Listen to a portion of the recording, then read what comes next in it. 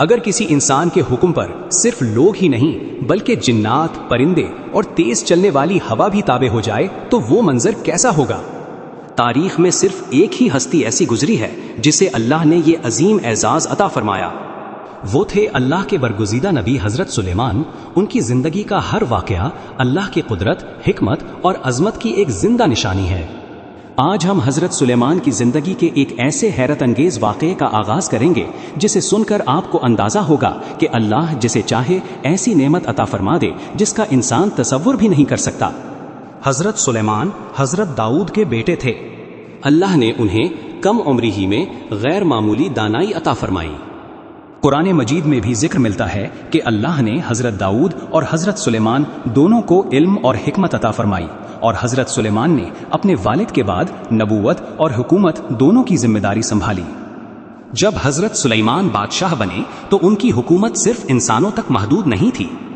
اللہ کے حکم سے جنات بھی ان کے تابع تھے، پرندے بھی ان کے لشکر کا حصہ تھے، اور ہوا بھی ان کے حکم کے مطابق چلتی تھی۔ یہ سب حضرت سلیمان کی اپنی طاقت نہیں تھی بلکہ اللہ کی عطا کردہ نعمت تھی۔ اسی لیے وہ ہر موقع پر اللہ کا شکر ادا کرتے اور اپنی کامیابی کو صرف اللہ کی رحمت قرار دیتے تھے۔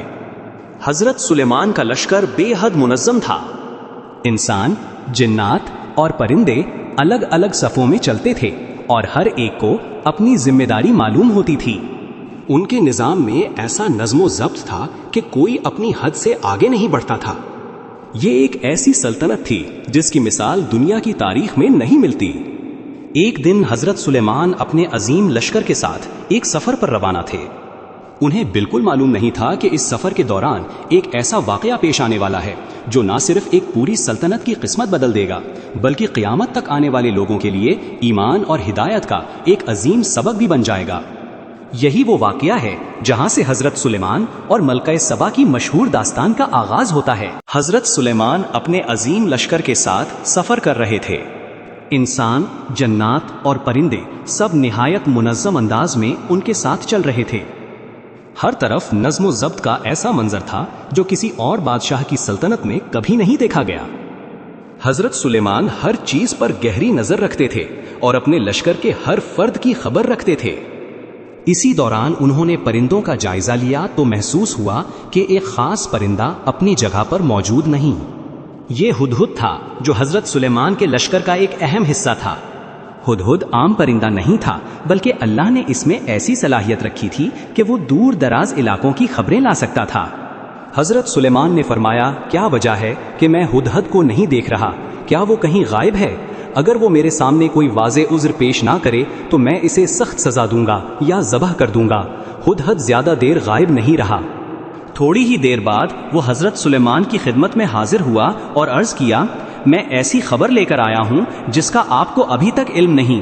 میں سبا سے ایک یقینی خبر لے کر آیا ہوں۔ یہ الفاظ سن کر حضرت سلیمان نے پوری توجہ سے ہدہد کی بات سننا شروع کی، کیونکہ وہ جانتے تھے کہ ہدہد بغیر کسی اہم وجہ کے کبھی اپنی ذمہ داری نہیں چھوڑتا۔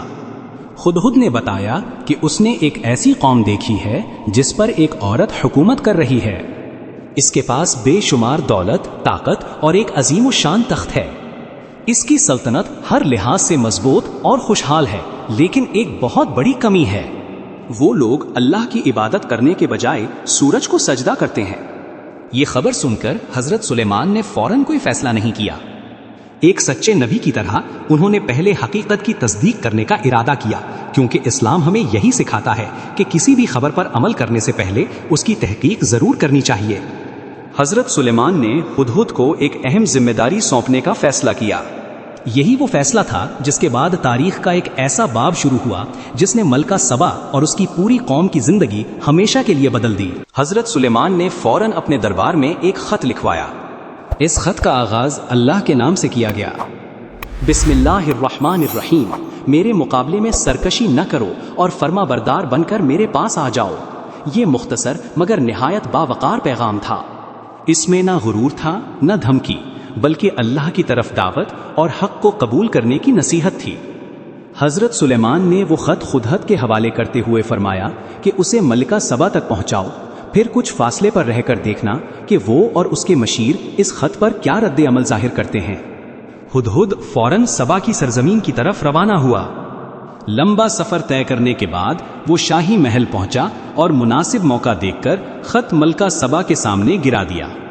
جب ملکہ نے اچانک اپنے سامنے خط دیکھا تو وہ حیران رہ گئی۔ اس نے خط اٹھایا، مہر دیکھی اور اسے کھول کر پڑھنا شروع کیا۔ خط پڑھتے ہی ملکہ کے چہرے کے تاثرات بدل گئے۔ اسے اندازہ ہو گیا کہ یہ کسی عام بادشاہ کا پیغام نہیں بلکہ ایک ایسے حکمران کی طرف سے آیا ہے جو غیر معمولی طاقت اور اختیار رکھتا ہے۔ ملکہ نے فوراً اپنی سلطنت کے بڑے بڑے سرداروں، وزیروں اور مشیروں کو دربار میں جمع کیا۔ جب سب لوگ حاضر ہو گئے تو اس نے کہا، اے دربار والو، میرے پاس ایک نہایت اہم خط آیا ہے۔ یہ سلیمان کی طرف سے ہے اور اس کا آغاز اللہ کے نام سے کیا گیا ہے۔ اس میں مجھے حکم دیا گیا ہے کہ سرکشی نہ کروں اور اطاعت قبول کرتے ہوئے ان کے پاس حاضر ہو جاؤں۔ ملکہ نے اپنے مشیروں سے رائے طلب کی۔ وہ جانتی تھی کہ ایک کامیاب حکمران وہی ہوتا ہے جو اہم فیصلوں میں مشورہ کرے۔ دربار کے سرداروں نے جواب دیا، ہم طاقتور بھی ہیں اور جنگ کی پوری صلاحیت رکھتے ہیں، لیکن آخری فیصلہ آپ کا ہوگا۔ آپ جو حکم دیں گی ہم وہی کریں گے۔ اب ملکہ سبا ایک بہت بڑے فیصلے کے سامنے کھڑی تھی۔ کیا وہ جنگ کا راستہ اختیار کرے گی یا پہلے حضرت سلیمان کی حقیقت جاننے کی کوشش کرے گی؟ اس ایک فیصلے پر نہ صرف اس کی اپنی بلکہ پوری سلطنت کی تقدیر کا انحصار تھا۔ ملکہ سبا نے اپنے مشیروں کی بات سننے کے بعد نہایت دانش مندی سے جواب دیا۔ اس نے کہا، جب بادشاہ کسی شہر میں داخل ہوتے ہیں تو اسے تباہ کر دیتے ہیں اور اس کے عزت والے لوگوں کو ذلیل کر دیتے ہیں۔ میں جلد بازی میں جنگ کا فیصلہ نہیں کرنا چاہتی۔ پہلے میں قیمتی تحفہ سلیمان کے پاس بھیجتی ہوں، پھر دیکھتی ہوں کہ ان کے ایلچی کیا جواب لے کر واپس آتے ہیں۔ ملکہ کا مقصد یہ جاننا تھا کہ حضرت سلیمان ایک دنیاوی بادشاہ ہیں یا واقعی اللہ کے نبی۔ اگر وہ صرف مال و دولت چاہتے ہیں تو قیمتی تحفہ قبول کر لیں گے، لیکن اگر وہ اللہ کے رسول ہیں تو ان کا مقصد کچھ اور ہوگا۔ چند ہی دنوں میں نہایت قیمتی تحائف تیار کیے گئے۔ سونا، چاندی، جواہرات اور دیگر قیمتی چیزیں منتخب کی گئیں اور ایک وفد انہیں لے کر حضرت سلیمان کے دربار کی طرف روانہ ہوا۔ جب یہ وفد حضرت سلیمان کے دربار میں پہنچا تو وہاں کا منظر دیکھ کر حیران رہ گیا۔ اللہ نے حضرت سلیمان کو ایسی عظیم سلطنت عطا فرمائی تھی کہ دنیا کی کوئی دولت اس کے برابر نہیں تھی۔ وسیع محلات، عظیم لشکر اور بے مثال نظم و ضبط دیکھ کر وفد سمجھ گیا کہ یہ کوئی عام حکومت نہیں۔ وفد نے ملکہ سبا کا تحفہ حضرت سلیمان کے سامنے پیش کیا، لیکن حضرت سلیمان نے تحفہ دیکھ کر فرمایا، کیا تم مجھے مال سے مدد دینا چاہتے ہو؟ اللہ نے مجھے جو کچھ عطا فرمایا ہے وہ تمہارے دیے ہوئے مال سے کہیں بہتر ہے، تم اپنے تحفے پر ہی خوش رہو۔ پھر حضرت سلیمان نے وفد سے فرمایا کہ وہ ملکہ سبا کے پاس واپس جائیں اور اسے بتا دیں کہ اگر وہ حق کو قبول کیے بغیر سرکشی پر قائم رہی تو ہم ایسا لشکر لے کر آئیں گے جس کا مقابلہ وہ کبھی نہیں کر سکے گی، اور پھر انہیں ذلیل ہو کر اپنی سرزمین چھوڑنی پڑے گی۔ وفد جب واپس روانہ ہوا تو اس کے دل میں حضرت سلیمان کی عظمت پہلے سے کہیں زیادہ بڑھ چکی تھی۔ اب ملکہ سبا کو یقین ہو گیا تھا کہ حضرت سلیمان کا مقصد دولت حاصل کرنا نہیں بلکہ لوگوں کو اللہ کی عبادت کی طرف بلانا ہے۔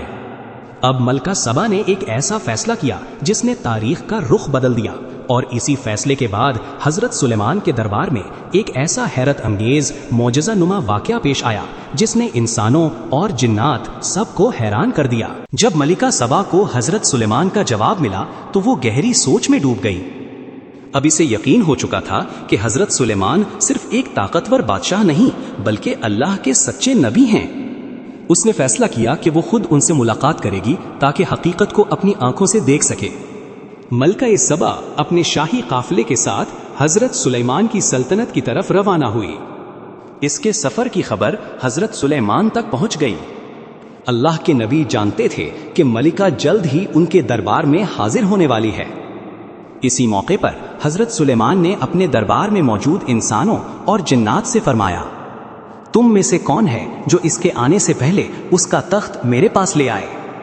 یہ تخت ملکہ سبا کی سلطنت کی سب سے قیمتی چیزوں میں شمار ہوتا تھا۔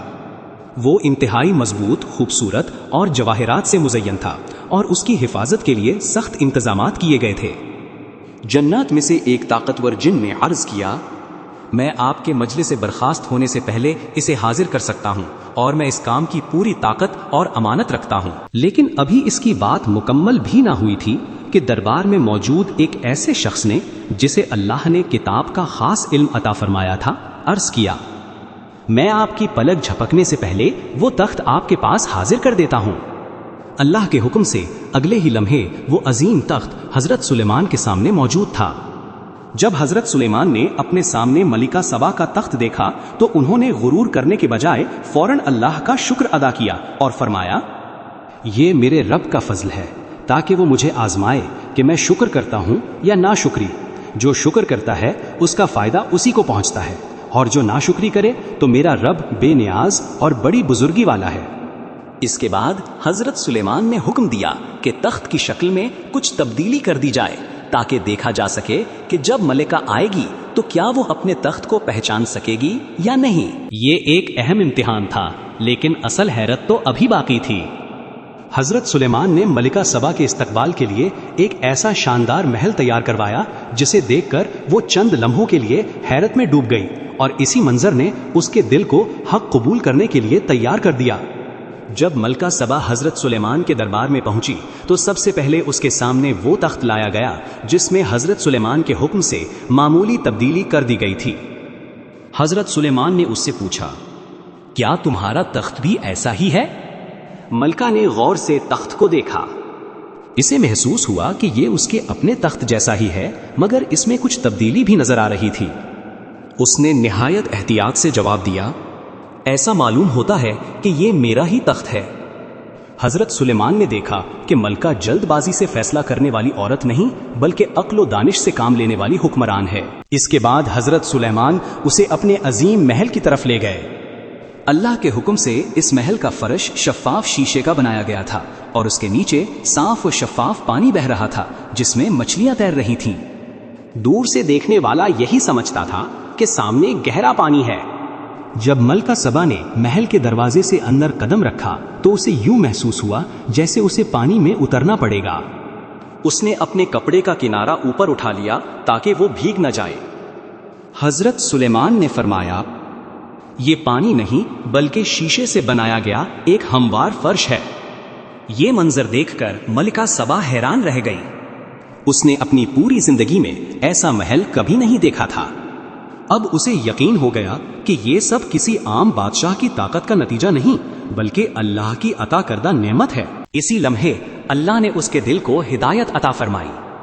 اس نے عاجزی کے ساتھ کہا، اے میرے رب، بے شک میں نے اپنی جان پر ظلم کیا اور اب میں سلیمان کے ساتھ اللہ جو تمام جہانوں کا رب ہے اسی کی فرمانبرداری قبول کرتی ہوں۔ یہی وہ لمحہ تھا جب ملکہ سبا نے شرک کو چھوڑ کر اللہ کی توحید کو قبول کر لیا۔ حضرت سلیمان نے اپنی طاقت، اپنی سلطنت اور اپنے معجزات کو کبھی اپنی بڑائی کے لیے استعمال نہیں کیا بلکہ ہر نعمت کو لوگوں کو اللہ کی طرف بلانے کا ذریعہ بنایا۔ حضرت سلیمان کا یہ واقعہ ہمیں سکھاتا ہے کہ اصل عظمت، طاقت، دولت اور حکومت میں نہیں بلکہ اللہ کی اطاعت، شکر گزاری اور حق کی دعوت میں ہے۔ جو شخص اللہ پر بھروسہ کرتا ہے اللہ اسے ایسی عزت عطا فرماتا ہے جسے دنیا کی کوئی طاقت چھین نہیں سکتی۔